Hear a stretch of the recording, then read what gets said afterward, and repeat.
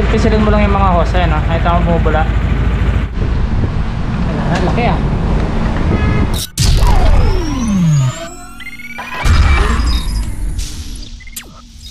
Be, lakas ka na impact nito sa gilid. So ingat-ingat po tayo, no, lagi sa ating biyahe. Hindi po natin alam kung maingat man tayo sa daan. So yung iba medyo hindi natin sigurado yung galawan. Nadali na rin po ako ng ganyang aksidente. Tricycle naman biglang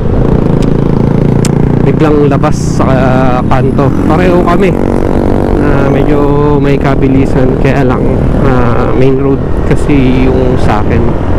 So yun, no, ingat-ingat po sa lahat. Tandaan natin na may mga pamilya tayo naghihintay, no, sa bahay. Yun. So for today's vlog, mga paps, bibili ako ng radiator coolant. So magpapalit ako ng radiator na Big Rad, yung MVR1. Yan. So bakit ako magpapalit? Kasi unang-unan medyo naiirita ako sa mainit na part ng motor. Yun, nitong Sniper 155. So medyo mainit talaga siya, lalo na pag medyo traffic. At gusto ko rin yung medyo malaki talaga yung radiator, no? So yan, samahan nyo ako. Pupunta tayo ngayon sa Yamaha. Dito ako ngayon sa Yamaha San Fernando. Banda to sa saan ba to? Dito sa may MacArthur Highway. So bibili tayo ng coolant para sa ating big radiator. So tara, samahan nyo ako. Safety protocol muna.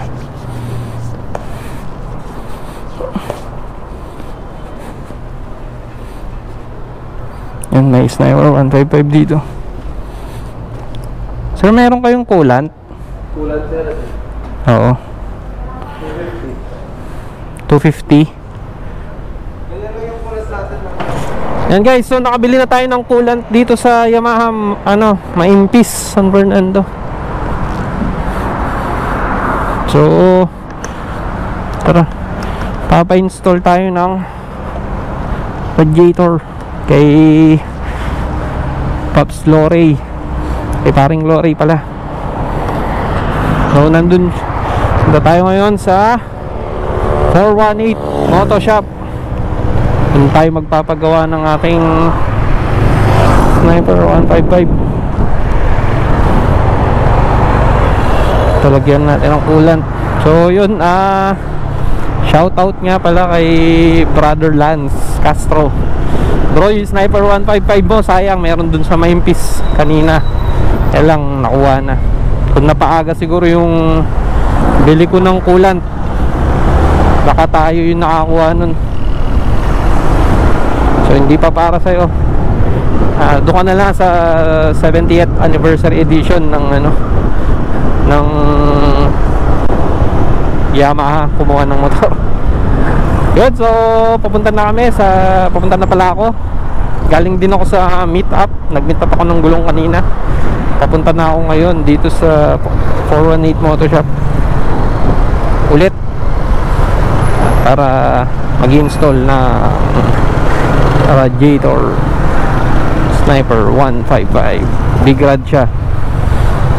Let's go. So, nandito na tayo sa sa 418 Moto Shop. Install na tinawag ko pala si Boss Lorey. Uy, hi. Hello ka naman dyan. Pakita ka muna, pre. Yun. Tapos ito yung MVR1 na radiator. Yan. Buti pre, hindi ka nakuha niyan. Uma, walang available eh. Saka okay naman to. Yan, sikat din yan sa Malaysia. So yung difference ng tawag dito, ito Ayan o, tingnan mo yung radiator ng Sniper 155. Maliit lang. Oo, malaki siya. Ayan, subukan i-install namin ito mamaya. Ay si Lori lang pala mag-install, manonood lang ako. Tapos ito yung binili ko na coolant, Yamalube. Ayan, i-drain mamaya. Cable tie lang palang katapat ng ano ng radiator cover dito sa ano, big radiator. Pwede na. Kaya maganda patignan. Oo. Yan o. Nice na to. DIY by Master Louie. Pinangbuksan namin yan. Sabi ko ba't nakabaluktot to eh. Hindi mo pwedeng baluktot to kasi yun mga yan, no? Kukunin din natin mga o-ring eh.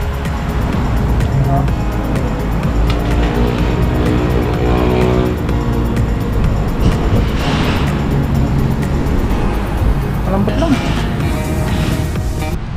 Laki ah. Parang wala naman tatabasin siguro. Ewan ko lang doon sa ano niya, sa steering, sa cover niya mismo. Kasi ayan ang dito. Sakto lang sakto siya dito. Wala, wala.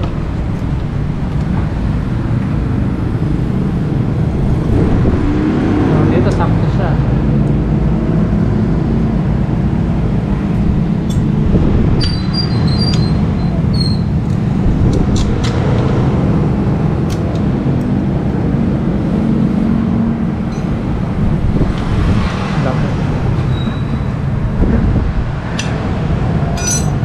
Sa baba. Ba? Parang wala naman, no? Saktuan siya eh.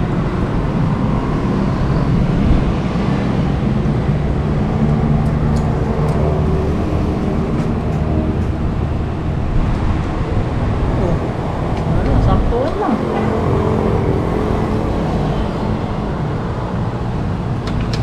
Dito kaya wala naman, no? Yun dyan sa ano? Ay, dyan mas lalong wala siya dyan. Ay ba? Okay, try natin dyan.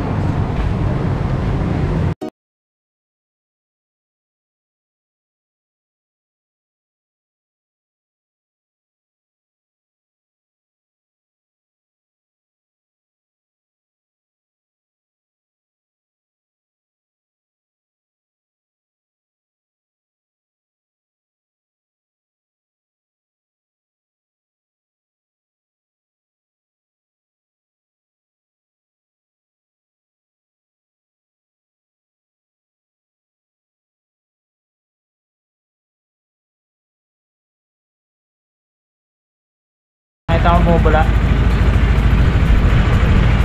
Oo. Kaya mo lang umaga. 2,000 years later.